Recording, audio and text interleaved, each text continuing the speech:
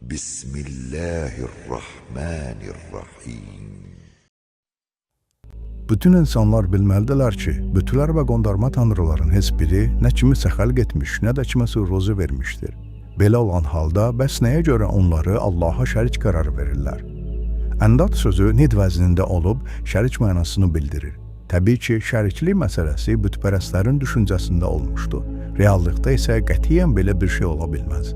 Daha dəqiq desək, Rağib İsfahaninin də Mufredatul Quran əsərində qeyd etdiyi kimi, nid və nədid sözləri zatı baxımından bir şeyə bənzəməyən mənasını bildirir.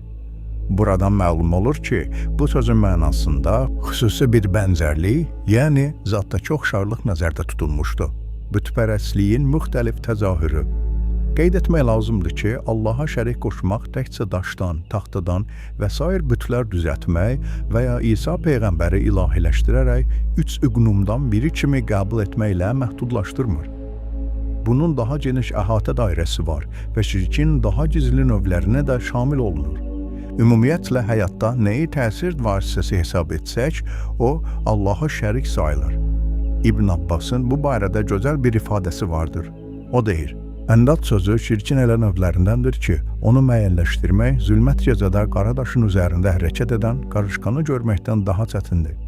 Şirkin bir növü budur ki, insan filan kəs Allaha sənin canına, öz canıma and olsun desin. Yəni, dostunun canı və öz canını Allah ilə eyni sırada tutsun. Yaxud desin ki, əgər bu it olmasaydı, dünən gecə oğrular gələrdi. İtin oğruların gəlişinə mane olduğunu düşünür. Yaxud dostuna desin ki, Allah nə istəsə və sən nə istəsən. Bunların hamısı şirkdir.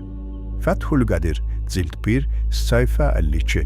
Hədislərdən birində bir nəfər Həzrət Peyğəmbər salvatullahın yanına gələrək Allah və sən nə istəsən dedikdə Peyğəmbər salvatullah belə buyurur. Məni Allaha şərik mi tutursan? Təfsir-i İbn Kəsir, cild 1, səhifə 60. Bu kimi ifadələrə gündəlik həyatımızda da rast gəlirik. Məsələn, kimsə başqa birinə deyir ki, göydə Allah, yerdə sən. Etiraf etməliyik ki, bu kimi ifadələr tövhidi kamil həddə olan insana yaraşmaz.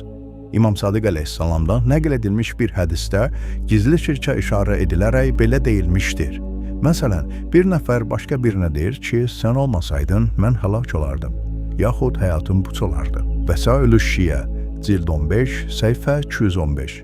İnşallah, Yusuf surəsinin 106-cı ayəsinin təfsirində bu barədə ətraflı məlumat verəcəyik.